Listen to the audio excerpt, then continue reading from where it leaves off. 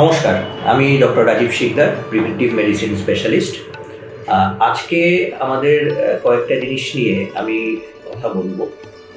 আমরা এখন দৈনন্দিন জীবনে খুব কম বয়সের বেশ কিছু ছেলে মেয়ের মধ্যেও দেখতে পাচ্ছি যে হার্টের সমস্যা ডেভেলপ করছে। বাড়ির পাশের বা জানাশোনার মধ্যে অনেকেই কোভিডের পরে আমরা হয়তো শুনেছি যে হঠাৎ কার্ডিয়াক অ্যারেস্ট, হঠাৎ হার্টের অসুখ হয়েছে, হঠাৎ শ্বাসকষ্ট হচ্ছিল, হার্টের অসুখ ধরা পড়েছে, ওষুধ খাচ্ছে। তা আমরা এই হার্টের অসুখ এই ব্যাপারটা নিয়ে খুব কম সময়ের মধ্যে বলা খুব মুশকিল, কারণ এটা একটা হিউজ বড় সাবজেক্ট মেডিকেল প্রফেশনে।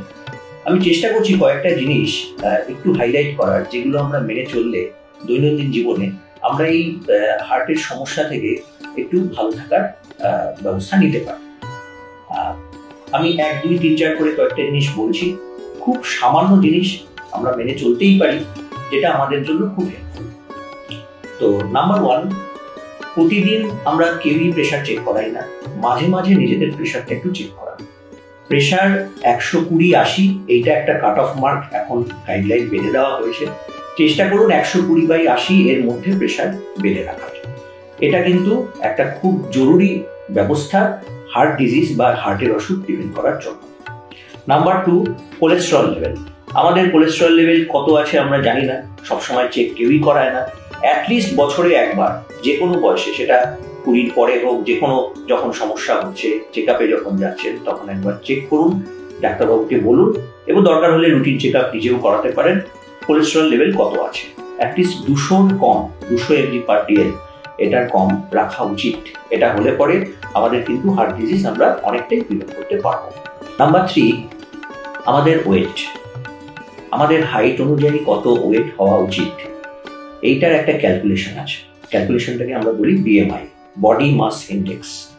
বডি মাস ইন্ডেক্স কিন্তু আমরা যে কেউ ক্যালকুলেট করতে পারি, খুব সহজ পদ্ধতি। আমি বলে দিচ্ছি, body mass index equal to দুটো পার্ট আমরা দেখি, ওয়েট ইন কেজি বাই, মানে ভাগ দিয়ে নিচে থাকবে হচ্ছে হাইট ইন মিটার স্কোয়ার। এই যে ক্যালকুলেশন, এই ক্যালকুলেশন যদি 25-এর মধ্যে থাকে, তাহলে কিন্তু আমরা একটা হেলদি কন্ডিশনে, হেলদি বডি ওয়েটে আছি, এটা আমরা বুঝে নিতে পারবো। এইটা মেনটেন করার চেষ্টা করুন। বডি ওয়েট যখন দেখবেন, তখন হাইট অনুযায়ী বডি ওয়েট কতটা থাকতে হবে, এই ক্যালকুলেশনে যদি 25-এর মধ্যে আসে, তাহলে আপনারা বুঝবেন যে ওয়েট ভালো আছে।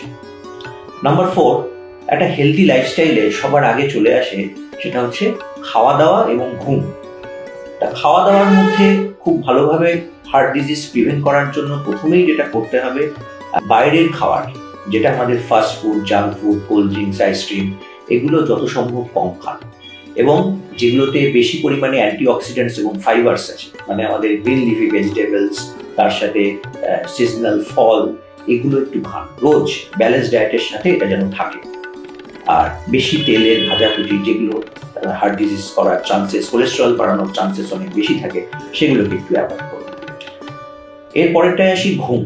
সারাদিনে ঘুম একটা নর্মাল অ্যাডাল্টের মিনিমাম 7 থেকে 8 ঘন্টার দরকার।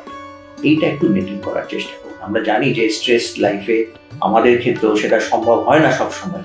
এটা কিন্তু হার্ট ডিজিজ প্রিভেন্টের জন্য একটা খুব বড় একটা পার্ট নেয়। চেষ্টা করুন 7 থেকে 8 ঘন্টা সারাদিনে ঘুমানোর জন্য।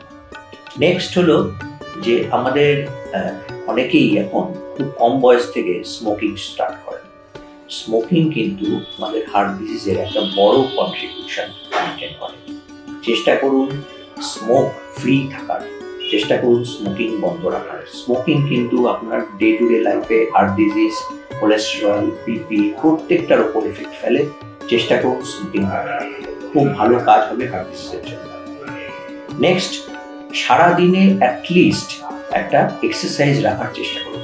এক্সারসাইজের মধ্যে আমরা বলি ব্রিস্ক ওয়াক ফর 30 মিনিটস, মানে সারাদিনে একটু জোরে জোরে হাঁটা 30 মিনিটের জন্য। জোরে জোরে হাঁটা মানে হার্ট রেট সেখানে 140-র কাছাকাছি রাখুন। 140-র কাছাকাছি হার্ট রেটে যদি আপনি 30 মিনিটের মতো থাকতে পারেন, তাহলে কিন্তু সেটা খুব ভালো। চেষ্টা করুন এটা মেনটেন করার। আমরা যেটা বলি, সারা সপ্তাহে 2.5 ঘন্টা মতো এক্সারসাইজ, সারা সপ্তাহে, মানে 7 দিনে 2.5 ঘন্টা, কিন্তু কিছুই না। যদি কেউ একটুখানি কনসিয়াস হয়, এটা মেনটেন করা খুব বেশি। তা এতগুলো মেজার্স সবসময় মেনটেন করা সবার পক্ষে সম্ভব নয়। চেষ্টা করুন বছরে অ্যাটলিস্ট একবার হেলথ চেক আপ করানোর। তার জন্য সবসময় যে ফিজিশিয়ানের কাছে যেতে হবে এরকমও কোনো ব্যাপার নেই।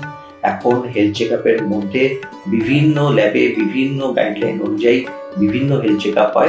অ্যাটলিস্ট হেলথ চেক আপ করান। তার মধ্যে একটা নর্মাল ব্লাড টেস্ট, ব্লাডের মধ্যে আপনারা একটা সুগার, একটা কোলেস্টেরল, একটা ইউরিক অ্যাসিড, একটা থাইরয়েড এগুলো করাতে পারেন। তার সাথে একটা ইসিজি, এবং যদি মনে হয় কিছু সমস্যা হলো ফিজিশিয়ানকে। সুস্থ থাকুন, ভালো থাকুন, নমস্কার।